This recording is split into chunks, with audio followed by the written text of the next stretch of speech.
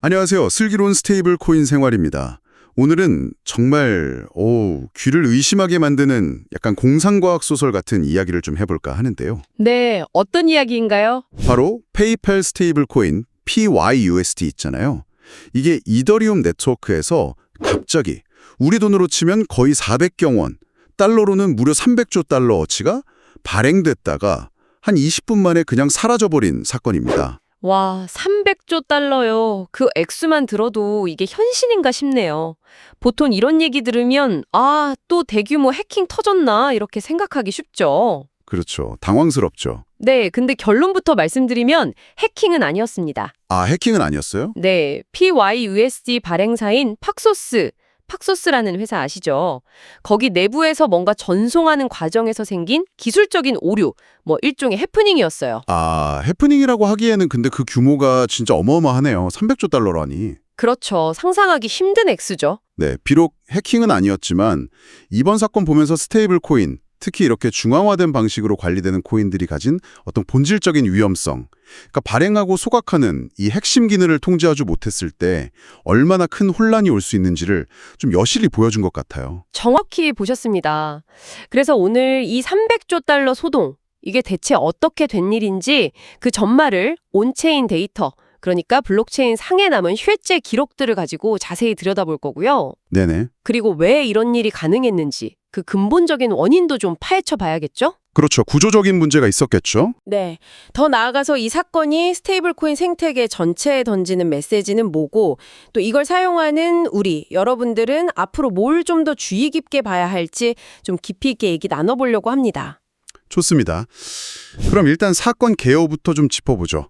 구체적으로 어떤 일이 있었는지 시간 순서대로 한번 따라가 볼까요? 팍소스가 실수로 300조 달러를 발행했다. 이게 핵심인데 이 과정이 어떻게 진행된 건가요? 네, 말씀하신 대로 온체인 데이터, 이 블록체인 원장에 다 투명하게 기록이 남아있거든요. 이걸 보면 당시 상황을 꽤 정확하게 알 수 있습니다. 협정세계시 UTC 기준으로 10월 16일 저녁 7시 12분쯤이에요. 저녁 7시 12분? 네, 이때 팍소스가 약 299조 9,999억 달러, 그냥 편의상 300조 달러라고 부를게요. 네네, 그게 편하겠네요. 이 어마어마한 양의 PYUSD를 그러니까 새로 찍어낸 거죠. 네. 민팅이라고 하잖아요. 와, 정말 눈 깜짝할 사이에 천문학적인 돈이 그냥 시스템상에 생긴 거네요. 그렇죠. 근데 이걸 바로 알아차리고 조치를 했다고요? 그게 참 다행이네요. 네, 정말 천만다행이죠. 팍소스 내부 시스템에서 이걸 빨리 감지했거나 아니면 모니터링을 통해서 알았거나 한 것 같아요. 민팅하고 나서 약 22분 만입니다. 저녁 7시 34분쯤에 실수로 발행했던 PYUSD 전량을 바로 소각 처리했습니다. 22분 만에요. 빨랐네요. 네, 꽤 빨랐죠. 기술적으로는 소각 주소 또는 블랙홀 주소라고 부르는 주소가 있어요. 이건 개인 키가 없어서 아무도 접근하거나 돈을 빼낼 수 없는 말 그대로 블랙홀 같은 주소거든요. 네네. 들어본 것 같아요. 여기로 그냥 다 보내버린 겁니다. 영구적으로 유통 못하게 묶어버린 거죠. 그리고 팍소스는 바로 고객 자금은 안전하다, 해킹 아니고 내부 기술 오류였다, 이렇게 공식 발표하면서 시장을 좀 진정시키려고 했고요. 22분 만에 발견하고 소각까지 완료했다는 건 정말 다행인데 그래도 그 짧은 순간에도 시장은 분명히 뭔가 반응했을 것 같거든요. 특히 디파이 쪽, 이런 예상치 못한 움직임에 되게 민감하잖아요. 정확히 짚으셨습니다. 디파이, 아시겠지만 은행 같은 중개자 없이 스마트 컨트랙트 코드로 돌아가는 탈중앙 금융 서비스들이잖아요. 네. 여기가 즉대각 반응했습니다. 예를 들면 그 대표적인 대출 프로토콜, 에이브 있잖아요. 네, 에이브. 에이브가 온체인 상에서 이 비정상적인 대규모 PYUSD 발행을 딱 감지한 거예요. 이거 뭔가 이상하다. 위험 신호로 본 거죠. 그래서 자체 리스크 관리 시스템을 바로 돌려서 혹시 모를 사태에 대비하려고 PYUSD 예치나 대출 같은 시장 기능을 일시적으로 그냥 중단시켜버렸습니다. 마켓을 동결시킨 거군요. 네, 선제적인 방어 조치였던 거죠. 만일의 사태에 대비해서요. 와, 디파이 시장을 얼어붙게 할 정도의 움직임이었는데 근데 정작 PYUSD 가격 자체는 별로 영향이 없었다고요. 3,000조 달러면 당연히 1달러 밑으로 막 폭락하고 그래야 할 것 같은데. 그게 참 신기한 부분인데요. 가격 변동은 거의 없었습니다. 정말요? 네, 아주 잠깐, 정말 찰나의 순간이었는데 한 0.5% 정도 아주 미미하게 하락하면서 1달러 패깅, 그러니까 1달러 가치 연동이 살짝 흔들리는 모습은 보였어요. 근데 워낙 사건 발생부터 해결까지가 순식간에 그 20여 분 만에 다 이루어졌잖아요. 네, 그렇죠. 그래서 시장 참여자들이 뭐 제대로 반응하기도 전에 상황이 끝나버린 거죠. 그래서 PYUSD 가격은 거의 바로 1달러 수준으로 돌아왔고요. 뭐 시장 전체에 큰 혼란을 주거나 연쇄적인 디패깅 우려 이런 걸로 번지지는 않았습니다. 이게 우리나라 시간으로는 언제쯤이었죠? 시차 때문에 좀 다를 텐데. 한국 시간 기준으로는 10월 17일 새벽 4시 12분 정도였어요. 새벽 4시요? 그럼 뭐 대부분 주무시고 계셨을 시간이네요. 네, 그렇죠. 한국 투자자분들은 아마 대부분 깊은 잠에 빠져 계셨을 시간이라 아마 아침에 일어나서 뉴스 보고 깜짝 놀라신 분들이 많았을 겁니다. 정말 영화 같은 일이 새벽 사이에 잠깐 벌어졌다가 순식간에 해결된 셈이네요. 근데 여기서 좀 근본적인 질문이 생겨요. 팍소스면 페이팔이라는 엄청 큰 기업이랑 같이 일하고 또 규제도 잘 지키는 그런 금융기술 회사에 알고 있는데 어떻게 이렇게 말도 안 되는 규모의 돈을 그것도 실수로 발행할 수가 있었던 걸까요? 시스템적으로 이게 어떻게 가능한 구조였는지 그게 좀 궁금합니다. 네, 바로 그 지점이 이번 사건을 통해 우리가 가장 주목해야 할 부분입니다. 이게 바로 PYUSD 같은 소위 규제 준수형 중앙화 스테이블 코인의 핵심적인 작동 방식, 그러니까 권한 설계 문제랑 바로 연결이 돼요. 권한 설계요? 왜? 이런 스테이블 코인들은 그 기반이 되는 스마트 컨트랙트, 그러니까 코인 발행이나 소각 규칙이 프로그래밍된 코드상에서요. 새로운 코인을 찍어내는 민팅 권한이랑 유통되는 코인을 없애는 소각 권한을 전적으로 발행사인 팍소스가 가지고 있어요. 아, 특정 관리자 계정만이 이 기능을 실행할 수 있게 그렇게 설계가 되어 있는 거죠. 그럼 뭐 팍소스의 특정 담당자나 아니면 시스템이 버튼 하나 잘못 누르거나 뭐 코드를 잘못 입력하거나 하면 이런 일이 벌어질 수도 있다는 거네요. 이건 너무 명백한 중앙 집중적 리스크 아닌가요? 물론 뭐 장점도 있긴 하겠지만요. 정확합니다. 딱 양날의 검인 거죠. 이런 중앙 집중적인 권한 구조가 가지는 장점도 분명히 있어요. 예를 들어서 외부에서 해킹 공격이 들어와서 막 불법적으로 자금이 옮겨진다거나 아니면 스마트 컨트랙트 자체에 심각한 버그가 발견됐을 경우에요. 네. 발행사가 통제권이 있으니까 즉시 개입해서 관련 계좌를 동결시킨다든지 아니면 코드를 빨리 업그레이드 한다든지 이렇게 신속하게 대응 조치를 할 수 있다는 장점이죠.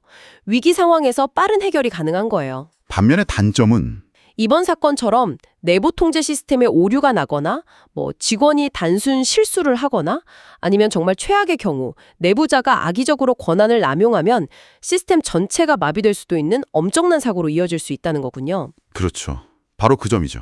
팍소스는 그냥 내부 기술 오류다 이렇게만 설명했는데 구체적으로 어떤 오류였는지까지는 안 밝혔죠. 네. 팍소스의 공식 설명은 딱 그 수준에 머물러 있습니다. 내부 기술 오류였다.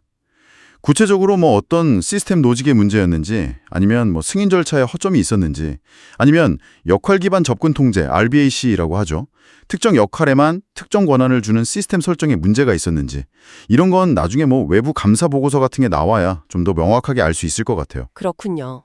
하지만 중요한 건 이런 구조에서는 내부에서 발생한 작은 실수 하나가 어쩌면 외부의 정교한 해킹 공격보다 훨씬 더 큰 파괴력을 가질 수도 있다는 사실입니다. 와, 정말 생방송에도 아찔한 순간이었네요. 비록 20여 분 만에 해결되긴 했지만 만약에 이 상태가 몇 시간 혹은 며칠 동안 계속됐다면 시장에 어떤 연쇄 반응이 일어났을지 한번 상상해 볼 필요는 있겠는데요. 만약에 소각 조치가 늦어졌다면요. 그 파장은 정말 걷잡을 수 없이 커졌을 가능성이 아주 높습니다. 한번 시나리오를 그려볼까요? 네. 첫째로 이더스캔 같은 블록 익스플로러, 난센, 아캄 같은 온체인 데이터 분석 플랫폼들 있잖아요. 여기서 이 비정상적인 대규모 민팅을 실시간으로 딱 감지하고 막 알람을 울렸을 겁니다. 온 세상에 알려지는 거죠. 네, 바로 퍼졌겠죠. 둘째, 이 정보는 아까 말씀드린 에이브뿐만 아니라 컴파운드, 커브 같은 다른 주요 디파이 프로토콜들로 그냥 순식간에 퍼져나갑니다. 그럼 각 프로토콜들은 자체 리스크 관리 시스템을 발동시켜서 PYUSD 관련 예치, 대출, 수합 이런 모든 기능을 그냥 중단시키거나 아니면 담보 비율을 엄청나게 올려버리는 식으로 극단적인 방어 조치를 취했을 거예요. 그러면 PYUSD를 담보로 다른 코인 빌린 사람들은 연쇄 청산 위험에 처할 수도 있겠네요. 바로 그렇죠. 연쇄청산 위험이 매우 높아지는 거죠. 디파이 생태계가 거의 마비될 수도 있었던 상황입니다. 와, 그럼 중앙화 거래소나 개인 지갑 서비스들은 어떻게 반응했을까요? 거기도 당연히 즉각 대응에 나섰을 겁니다. 셋째 단계로 바이낸스나 코인베이스 같은 대형 거래소들, 그리고 메타마스크 같은 개인 지갑 서비스들도 일제히 PYUSD 입금, 출금을 막아버리고 거래 지원을 중단하거나 아니면 매수, 매도 호가 차이, 스프레드라고 하죠. 이걸 엄청나게 벌려서 사실상 거래를 못하게 만들었을 가능성이 아주 높습니다. 리스크가 퍼지는 걸 막으려고요. 네, 일단 맞고 보는 거죠. 넷째, 이런 기술적인 조치들과 함께 언론 보도나 소셜미디어를 통해 PYUSD 300조 달러 발행 오류 따졌다. 이런 뉴스가 막 퍼지면서 투자자들 공포 심리가 극에 달했을 겁니다. 팍소스 파산하는 거 아니냐, PYUSD 디패깅 곧 온다, 이런 루머가 막 돌면서 너도 나도 팔려고 하는 투매 현상이 나타나고, 이건 또 다른 스테이블 코인이나 전체 암호화폐 시장의 불안으로까지 이어질 수 있었겠죠. 정말 다행히 최악의 시나리오는 피했지만 이번 사건이 우리에게 주는 핵심 교훈은 정말 명확해 보입니다. 스테이블 코인의 안정성이라는 게 단순히 가격이 1달러에 잘 맞춰져 있느냐, 이 패깅의 문제만은 아니라는 거네요. 그렇습니다. 바로 그 점의 핵심이에요. 스테이블 코인의 신뢰는요, 그 밑바탕을 이루는 발행량 통제 시스템, 즉 민팅하고 소각하는 이 프로세스가 얼마나 철저하게 관리되고 또 감사받는지에 달려있다는 겁니다. 가격 안정성도 물론 중요하지만 그 못지않게 중요한 게 바로 이 운영 안정성인 거죠. 운영 안정성. 네. 이번 팍소스 사건은 가격이 크게 흔들리지 않았다고 해서 디패깅 위험은 낮았다고 해서 결코 가볍게 볼 사안이 아니라는 걸 분명히 보여줍니다. 발행사의 단 한 번의 권한 관련 실수가 이 생태계 전체의 신뢰 기반을 얼마나 심각하게 무너뜨릴 수 있는지를 정말 극명하게 보여준 사례예요. 과정과 권한 설계가 곧 신뢰다. 이 사실을 아주 뼈아프게 느끼게 해준 거죠. 그런데 이런 종류의 대규모 발행 실수가 이번 팍소스 건이 처음은 아니라고 들었습니다. 과거에도 비슷한 일이 있었나요? 안타깝게도 그렇습니다. 이게 처음이 아니에요. 대표적인 사례로 2019년인데요. 스테이블 코인 시가총액 1위인 테더 USDT 아시죠? 네, 테더. 유명하죠. 테더 역시 실수로 그때 기준으로 수십억 달러 규모였는데 이 정도의 USDT를 잘못 발행했다가 급하게 소각 처리한 적 있습니다. 물론 규모 면에서는 이번 팍소스 건이 비교도 안 되게 압도적이지만 그렇죠. 300조 달러니까요. 네. 하지만 본질적으로 이렇게 중앙화된 발행 주체가 운영 리스크에 노출되어 있다는 점은 똑같다는 거죠. 그렇다면 이런 대형 스테이블 코인을 운영하는 과정에서 이 발행이나 소각 통제와 관련된 실수는 언제든 다시 일어날 수 있는 일종의 내재된 운영 리스크라고 봐야겠군요. 완벽하게 통제하는 건 거의 불가능에 가까운 걸까요?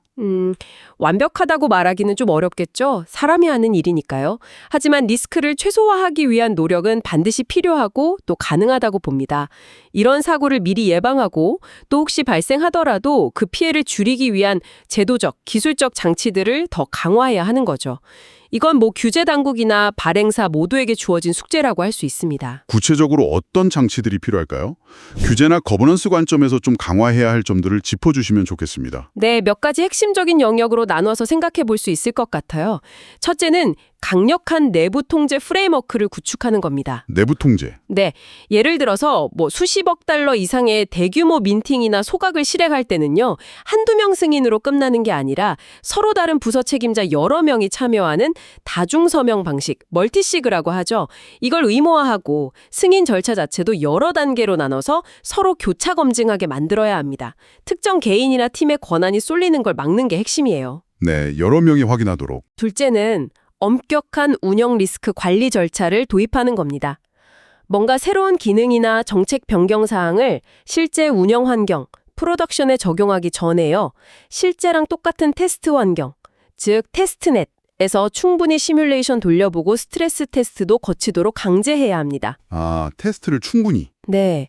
그리고 또 대규모 자금 이동이나 발행 소각 시에는 사전에 딱 설정된 한도, 리미트를 넘지 못하게 시스템적으로 막거나 아니면 승인하고 나서 바로 실행되는 게 아니라 일정 시간 동안의 대기 기간, 쿨다운 피리어드를 둬서 최종적으로 검토하고 혹시 잘못됐으면 취소할 수 있게 하는 장치도 아주 효과적일 수 있습니다. 네, 그런 장치들이 있으면 실수를 줄일 수 있겠네요. 그리고 투명성을 높이는 것도 중요할 것 같아요. 문제가 생겼을 때 빨리 알아차리고 대응하려면요. 맞습니다. 그게 세 번째인데요. 실시간 감시 및 투명한 정보 공개입니다. 대규모 민팅이나 소각, 아니면 뭔가 비정상적인 거래가 발생하면 온체인 모니터링 시스템을 통해서 발행사뿐만 아니라 시장 참여자들한테도 실시간으로 경고 알림이 가도록 하고요.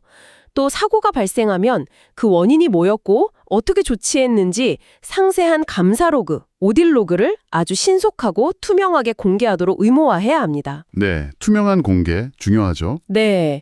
네 번째는 디파이 생태계와의 연동 강화입니다. 아까 에이브 사례에서 봤듯이 주요 디파이 프로토콜들은 이미 자체적으로 리스크 관리 시스템을 잘 갖추고 있거든요. 그렇죠. 발행사들이 이런 프로토콜들이랑 미리 협력해서 스테이블 코인 관련해서 뭔가 이상한 징후가 감지되면 자동으로 해당 자산 거래를 제한한다거나 위험 경고를 보내는 그런 표준화된 안전장치, 거드레일을 함께 만들고 의무화하는 방안도 고려해 볼 필요가 있습니다. 서로 협력하는 거죠. 마지막으로 투자자 보호 측면에서는 어떤 준비가 필요할까요? 만약에 실수가 발생해서 피해라도 생기면 그걸 대비해서요. 네, 그게 다섯 번째. 명확한 투자자 보호 및 보상 체계 마련입니다. 발행사는 만약에 민팅이나 소각 오류 같은 걸로 사용자에게 피해가 생겼을 경우에요. 그 사실을 어떻게 알릴 건지, 자산 복구는 어떻게 진행할 건지, 또 예상 소요 시간은 어느 정도인지 이런 것들에 대해서 아주 명확한 서비스 수준 협약, SLA라고 하죠. 이걸 미리 딱 정의해서 사용자들한테 투명하게 알려줘야 합니다. 네, SLA. 그리고 필요하다면 이런 사고에 대비한 보험 같은 걸 가입해서 피해 보상 재원을 미리 확보해 두는 방안도 고려해 볼 수 있고요. 네, 말씀하신 이런 제도적 장치들은 앞으로 우리나라에서 논의될 수도 있는 원화 기반 스테이블 코인, 이른바 K 스테이블 코인 이런 걸 만들고 규제할 때도 반드시 좀 반영되어야 할 핵심 요소들이겠네요. 당연합니다. 금융 규제의 중요한 원칙 중 하나가 동일 행위, 동일 위험, 동일 규제 이거잖아요. 네, 그렇죠. 기술 형태가 좀 다르더라도 본질적인 금융 리스크는 같기 때문에 미래에 나올 원화 스테이블 코인 역시 방금 논의했던 이런 내부 통제, 운영 리스크 관리, 투명성 확보, 디파이 연계, 투자자 보호 방안들을 규제 체계 안에 구체적으로 명시해야 할 겁니다. 그래야 안전하겠죠. 자, 그럼 이제 마지막으로 사용자 관점으로 한번 넘어가 보죠. 이런 엄청난 사건들을 보면서 스테이블 코인을 실제로 사용하는 우리 같은 개인 투자자나 사용자들은 스스로를 보호하기 위해서 뭘 할 수 있을까요? 어떤 점들을 좀 확인하고 준비해야 할까요? 네, 스테이블 코인이 참 편리하고 유용한 도구인 건 맞지만 사용자는 항상 그 안에 숨어있는 위험을 인식하고 스스로를 보호하려는 노력을 해야 합니다. 몇 가지 좀 실천적인 방안을 제안드리고 싶은데요. 네, 알려주시죠. 첫째는 사용 전에 충분히 정보를 확인하자 do your own research입니다. 내가 쓰려는 스테이블 코인 발행사가 어디인지, 어떤 규제를 받고 있는지, 준비금은 제대로 관리되고 감사받고 있는지 이런 기본적인 정보는 꼭 확인해야 하고요. 조금 더 나아가서 발행사가 공개하는 공식 문서나 외부 스마트 컨트랙트 감사 보고서를 통해서 권한 설정 구조, 예를 들면 누가 민팅이나 소각키를 가지고 있는지 같은 것들을 파악해보는 게 좋습니다. 조금 번거롭더라도 내가 투자하는 대상의 구조를 이해하는 건 정말 기본 중에 기본이거든요. 네, 스스로 공부하는 자세가 중요하겠네요. 온체인 데이터를 직접 활용하는 방법도 도움이 될 것 같고요. 맞습니다. 그게 두 번째인데요. 온체인 데이터 및 알림을 적극적으로 활용하자입니다. 이더스캔 같은 블록 익스플로러나 여러 온체인 분석 툴을 이용하면요. 특정 스테이블 코인의 대규모 발행, 소각, 이동 같은 걸 실시간으로 추적하고 알림을 받을 수 있어요. 이런 정보를 통해서 시장의 이상 징후를 남들보다 좀 더 빨리 토착하고 대응할 수 있는 거죠. 네, 좋은 팁이네요. 어떤 스테이블 코인이든 이건 100% 안전해 이렇게 맹신해서는 안 됩니다. 특히 디파이에서 스테이블 코인을 예치하거나 담보로 쓸 때는 한 가지 스테이블 코인에만 자산을 몰빵하기보다는 USDC, USDT, DAI 같이 여러 종류의 좀 검증된 스테이블 코인으로 나눠서 보유하는 스테이블 코인 바스켓 전략이 리스크를 분산하는 데 훨씬 효과적입니다. 계란을 한 바구니에 담지 말라, 그런 거네요. 마지막으로 스테이블 코인을 거래하거나 보관하는 플랫폼, 그러니까 거래소나 지갑 서비스 선택도 신중해야겠네요. 네, 그게 네 번째입니다.